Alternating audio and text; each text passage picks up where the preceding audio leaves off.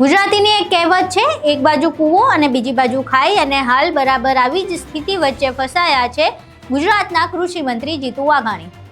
જીતુ વાઘાણીના મત વિસ્તાર એવા ભાવનગર પશ્ચિમમાં લઠ્ઠાકાંડ થયો છે. અનેક લોકોએ જીવ ગુમાવ્યા છે. ભાવનગર ગયા તો ત્યાં લોકોની ટીકા અને રોષનો સામનો કરવો પડ્યો છે.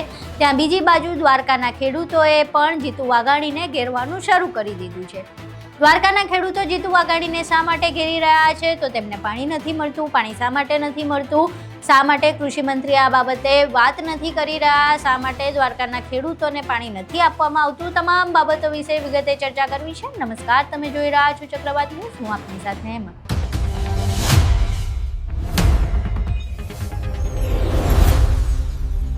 જીતુ વાઘાણી જે ગુજરાતના કૃષિ મંત્રી છે, એમની સ્થિતિ ખૂબ જ દયનીય થઈ રહી છે અત્યારે, કારણ કે એમની માટે એક બાજુ કૂવો અને બીજી બાજુ ખાઈ છે. એક તો પહેલાથી જ વીજ પોલની જે સમસ્યા છે એને લઈને કૃષિ મંત્રી પર જે જવાબદારી છે એ પૂરી નથી કરી શક્યા. ખેડૂતોનો રોષનો ભોગ બની રહ્યા છે.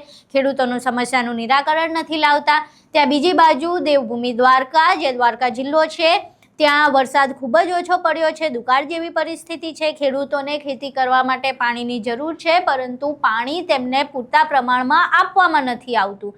અને આ પૂરતા પ્રમાણમાં પાણી નથી મળી રહ્યું, એને લઈને દ્વારકામાં ખેડૂતો વિરોધ કરી રહ્યા છે. અને આ સમગ્ર મામલે પાલ આંબલિયાએ સીધી જ રીતે કૃષિ મંત્રી એવા જીતુ વાઘાણી પર પ્રહાર કર્યા છે. પહેલા તો અહીં દ્વારકામાં જે અનોખી રીતે વિરોધ કરવામાં આવ્યો છે એના દ્રશ્યો જુઓ, અને ત્યારબાદ ખેડૂત અને પાલ આંબલિયા આ મામલે શું કહી રહ્યા છે પણ સાંભળો.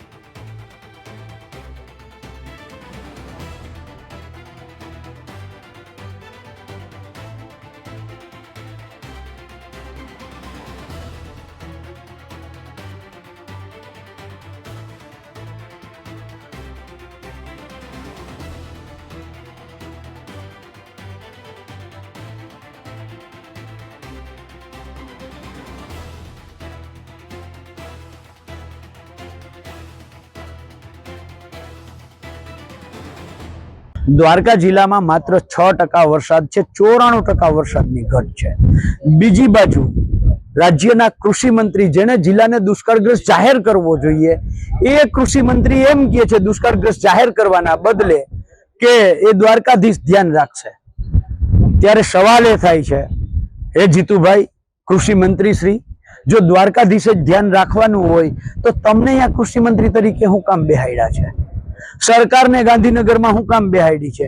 એટલા માટે તો બેહાડી જ્યારે મારો નાથ કાળિયો ઠાકર રૂઠે, કુદરત નારાજ થાય અને આવી પરિસ્થિતિનું નિર્માણ થાય, ત્યારે સરકાર ખેડૂતોની, પશુપાલકોની, ગરીબોની વહારે આવે. સરકાર છે એ જિલ્લાને દુષ્કાળગ્રસ્ત જાહેર કરે. પણ આપે જે કહ્યું કે કાળિયો ઠાકર દ્વારકાધીશ ધ્યાન રાખે, એટલે આજે અમે કલેક્ટરને આવેદન આપતા પહેલા દ્વારકાધીશને પ્રાર્થના કરી, વિનંતી કરી કે આ જીતુભાઈને સદબુદ્ધિ આપો, અને પછી કલેક્ટરને આવેદન પત્ર આપવા આવ્યા છીએ.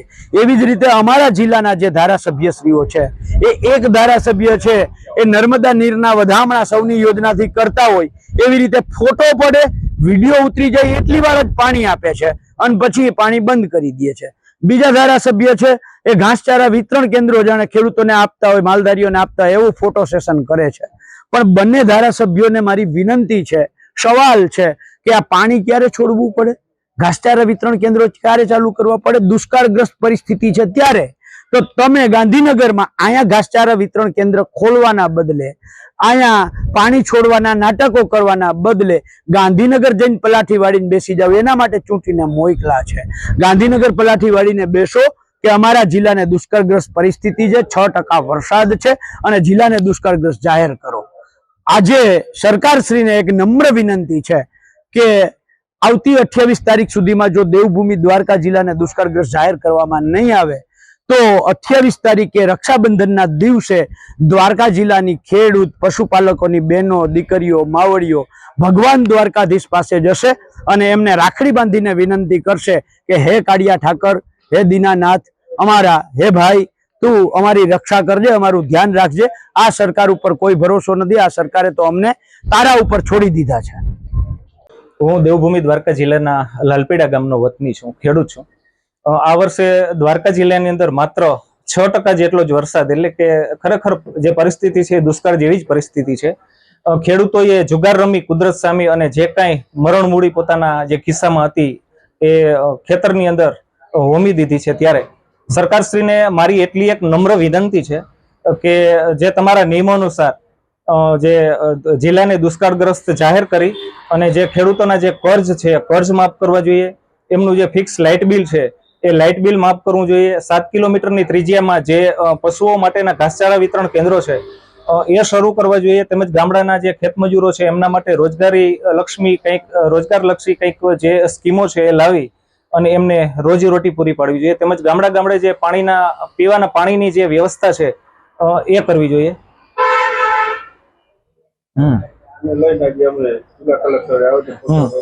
અને આટલા પ્રશ્નોને લઈ અને અમે જિલ્લા કલેક્ટરે આવેદનપત્ર આપવા માટે આવ્યા છીએ. અહીં તમે વિરોધના એ દ્રશ્યો જોયા, પાલાંબલિયા શું કહી રહ્યા છે એ પણ સાંભળ્યું. હવે સીધી જ રીતે ન તો કૃષિ મંત્રી વીજ પોલની સમસ્યાનું સમાધાન લાવી શકે છે, ન તો કૃષિ મંત્રી દ્વારકામાં જે દુકાળ જેવી સ્થિતિ સર્જાઈ છે ત્યાં એમને પાણી પૂરું પાડી શકે છે. સૌની યોજના લાવવામાં આવી છે, સરદાર સરોવર ડેમ બનાવવામાં આવ્યો છે, આપણે એની બહુ મોટી વાહવાહીઓ કરીએ છીએ, પરંતુ ખેડૂતોને પાણી ન મળે તો એ શું કામનું? જો દુકાળ જેવી સ્થિતિમાં એ ખેતી કરવા માટે પાણી ન મેળવી શકતા હોય તો આ કોઈ વાત કશી કામની આવતી નથી.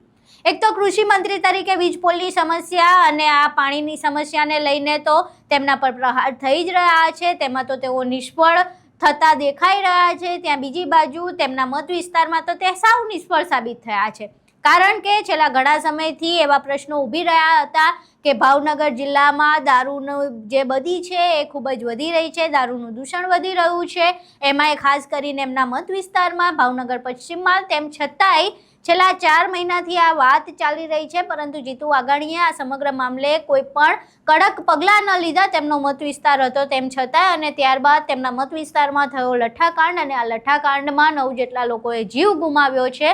અને હવે ફક્ત ખેતી અને ખેડૂતોની સમસ્યાને લઈને નહીં, પરંતુ લઠ્ઠાકાંડને લઈને પણ જીતુ વાઘાણી પાસે જવાબદેહી માંગવામાં આવી રહી છે. એટલે હવે કૃષિ મંત્રી તરીકે નિષ્ફળ જઈ રહ્યા છે, ત્યાં ફરી એકવાર લઠ્ઠાકાંડને લઈને ધારાસભ્ય તરીકે પણ ક્યાંક ને ક્યાંક નિષ્ફળ જતા હોય એવું લાગી રહ્યું છે. હવે આ સમગ્ર બાબતે જીતુ વાઘાણી માટે એક બાજુ કૂવો અને એક બાજુ ખાઈ જેવી સ્થિતિ છે, કારણ કે બંને બાજુથી એમને ટીકાઓ અને રોષનો સામનો કરવો પડી રહ્યો છે. પરંતુ આ તો જનતાનો રોષ અને જનતાની ટીકા છે. નેતાઓને આનાથી શું ફરક પડે એ તો નેતા જાણે. કદાચ જનતા બૂમો પાડે, ટીકા કરે, વિડીયો બનાવે, વિરોધ કરે, બધું થાય, પરંતુ જે કૃષિ મંત્રી છે તો રાત્રે શાંતિથી સૂઈ જ જતા હશે. કદાચ એમને એટલો ફરક નહીં પડતો હોય, એટલે જ કોઈ પણ પરિસ્થિતિમાં કંઈ ફેરફાર નથી આવતો. હવે આ આખી ઘટનાને લઈને તમારું શું માનવું છે? શું જીતુ વાઘાણીને જનતાના રોષ અને ટીકાની અસર થશે? શું તેઓ આ ઘટનાને પાર પાડી શકશે? આ મુશ્કેલની જે ઘડી છે એમાંથી તેઓ બહાર નીકળી શકશે, ડેમેજ કંટ્રોલ કરી શકશે? તમારું આખી ઘટનાને લઈને શું માનવું છે? તમારા મંતવ્યો અમને કોમેન્ટ બોક્સમાં જરૂર જણાવજો. વિડીયો પસંદ આવ્યો હોય તો વિડીયોને લાઇક કરજો, શેર કરજો અને અમારી ચેનલને સબસ્ક્રાઈબ કરવાનું ભૂલશો નહીં. નમસ્કાર.